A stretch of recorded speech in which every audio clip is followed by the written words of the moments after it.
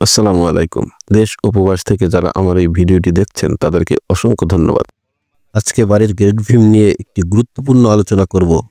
যারা নতুন বাড়ির কাজ শুরু করবেন ভাবছেন তাদের জন্য আজকের এই ভিডিওটি খুবই গুরুত্বপূর্ণ। এখানে যে বাড়ির নির্মাণাধীন কাজটা দেখতে পাচ্ছেন এটা পাঁচতলা ফাউন্ডেশনের একটি বাড়ির কাজ। গ্রেড ভিম করা কমপ্লিট, কিন্তু এই গ্রেড ভিমে একটা মারাত্মক ভুল আছে, যেটা আপনাদের যাদের বাড়ি নির্মাণ করার কাজের কোনো অভিজ্ঞতা নেই তারা দেখলে বুঝতে পারবেন না। চলুন দেখা যাক কি সেই ভুল। এখানে দেখেন, এই ভীমের নিচে কলামের সোজা খেয়াল করে দেখেন শর্ট কলাম দেখা যাচ্ছে বের করা। এই দেখেন এখানে সবগুলো কলামের সোজা, ভীমের নিচে একই অবস্থা।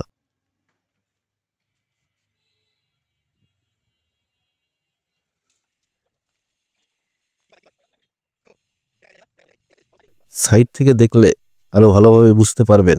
এই দেখেন এখানে কলামের সোজা ভীমের সাইডে কোবলা করা হয় নাই।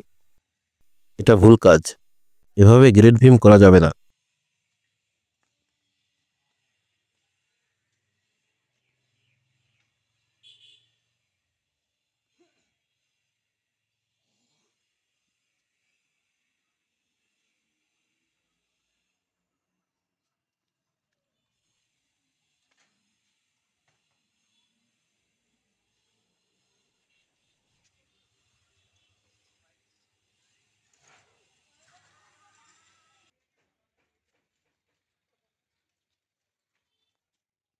চলুন ভীমের কোবলা কিভাবে করতে হয় তা পাশের একটি বিল্ডিং এর গ্রেড ভীম দেখে আসি।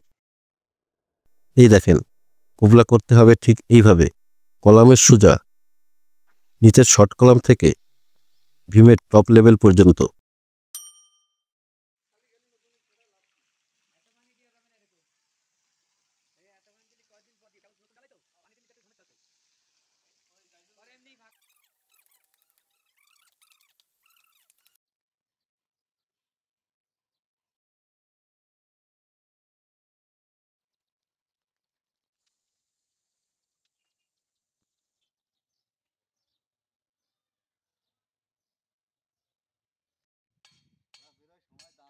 চলুন আবার সেই বিল্ডিং এ ফিরে যাই। এভাবে গ্রেড ভীমের কাজ করা যাবে না। কলামের সোজা ভীমের সাইডে অবশ্যই কোবলা করতে হবে।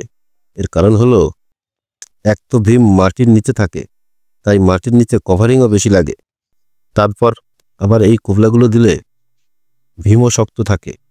আপনারা যখন বাড়ি নির্মাণ করবেন তখন অবশ্যই কলামের সোজা ভীমের পাশে কোবলা করবেন। এই কোবলাগুলো করতে একটু সময় লাগে, তাই মিস্ত্রিরা করে কি, কাজটা তাড়াতাড়ি করার জন্য নিচের শর্ট কলামগুলো এভাবে কিছু অংশ রেখে তারপর শাটারিং করে ভীম ঢালাই করে দেন। কিন্তু এটা করা যাবে না। এর কারণ হলো, গ্রেড ভীম মানে মহান ভীম, যার মাধ্যমে একটি বিল্ডিংয়ের সব কয়টা কলাম একসাথে ধরে রাখে, মানে টানা দেয়া থাকে।